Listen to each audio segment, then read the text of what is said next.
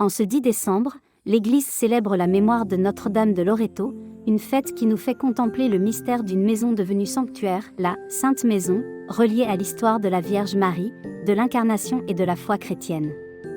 Selon la tradition, la maison de Nazareth où la Vierge Marie vécut, là où l'Annonciation a eu lieu, et où le Verbe s'est fait chair, aurait été protégée par Dieu des destructions liées aux invasions et aux persécutions.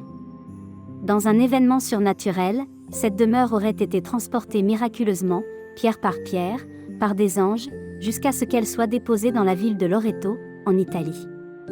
La translation de la maison arrive, selon la tradition, à Loreto le 10 décembre 1294, date qui deviendra la fête anniversaire de ce mystère.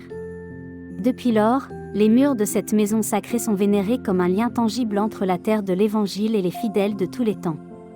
La maison nue, humble demeure d'une famille simple, devient un sanctuaire universel, un signe que Dieu vient habiter au milieu des hommes.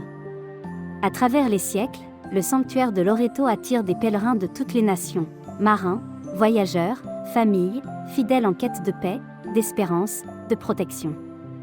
En 1920, l'Église a officiellement proclamé Notre-Dame de Loreto patronne des aviateurs, confiance accordée à la Vierge pour veiller sur ceux qui prennent les airs, comme sur tous les voyageurs.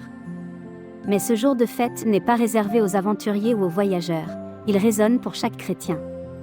La maison de Nazareth, transférée à Loreto, nous rappelle que la sainteté, l'incarnation du Verbe, la proximité de Dieu ne sont pas des choses lointaines, mais accessibles, elles habitent même dans la simplicité d'une humble demeure.